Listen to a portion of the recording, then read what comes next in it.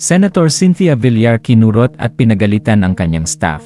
Narito at alamin natin ang buong detalye.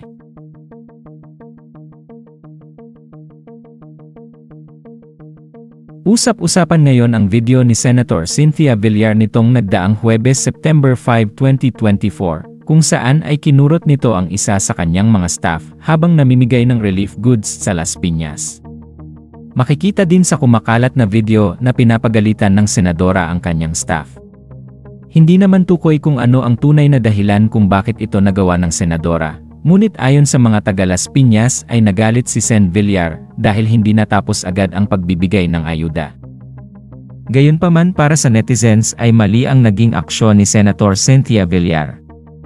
Anila ay hindi sapat na dahilan ang pagkakamali ng staff para kurutin ito at pagalitan sa harap ng maraming tao. Narito at panoorin natin ang buong kaganapan ni Senator Cynthia Villar sa Las Piñas. Hapon po sa inyo lahat. Ako po ay nagagalak makarating dito sa Barangay Talontres para sa ating relief operation sa naapektuhan ng Typhoon Eten. At ako po ay pang-walo na pinuntahan ko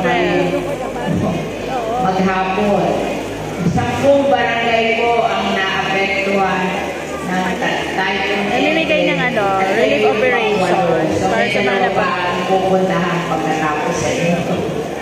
Anyway, ako po ay nagpapasalamat sa ating barangay for helping me dito sa pag-distribute ng ating relief para sa mga nag-suffer sa ating Typhoon Eten. So, nagpapasalamat po ako sa inyong barangay Captain Chris Lucena. Palakpakan po natin. Kasama ang kanyang kagawad Alex de la Cruz, kagawad Leia Prado,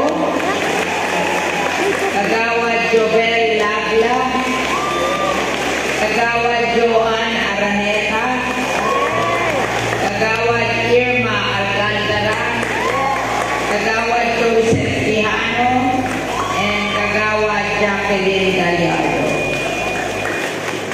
At kasama din natin ang mga HOA President ng Talontres, Corazon Maldos ng Admiral 2, palakpakan natin. Annalisa Aliado, Arnacita Village, palakpakan po natin.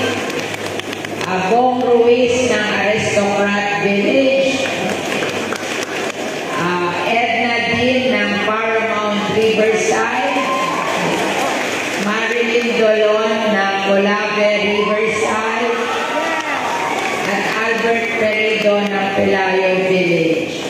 Kasama din natin ang Carmencita Youth Organization